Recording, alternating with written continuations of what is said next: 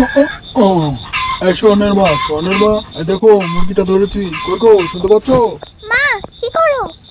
সবকিছু ঠিক আছে কিনা বের হওয়ার আগে একবার দেখে নিচ্ছি। তোমরা রেডি হয়ে গেছো তো? কই গো, তোমাদের হলো? তাড়াতাড়ি বের হও, নাহলে সকাল সকাল না গেলে কিন্তু বাস পাওয়া যাবে না, এমনিতে দেরি হয়ে যাচ্ছে। হ্যাঁ, আমার হয়ে গেছে। নেহা, সোহান, চলো। এই চালু করে চালু করে চালু করেন, চাপাই রাজশাহী নাটোর। কতদিন পর শহরে নিয়ে যাচ্ছ বলো তো? কবে থেকে বলছি তোমার ভাইয়ের বাসায় যাব বেড়াতে। স্নেহা, দেখ বাইরে।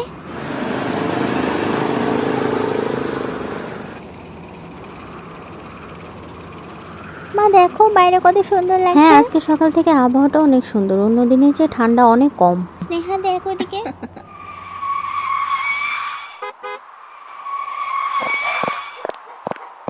আসসালামু আলাইকুম করিম ভাই, কেমন আছেন? ভাবি কেমন আছে? ভালো আছে তো? চাচু কেমন ওয়ালাইকুম আছেন? আসসালাম। আরে ভাতিজা, কতদিন পর।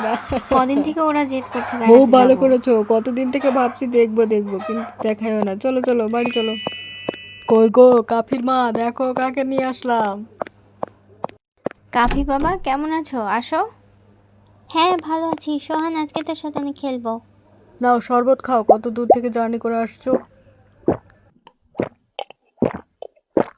সোহান বাবা, নেহামা, নাও তোমরাও নাও, জুস খাও। ভাবি কই? ভাবি কি আমাদেরকে আত্মীয় নেবে না নাকি? ভয়ে লুকায় আছে। কই ভাবি কই?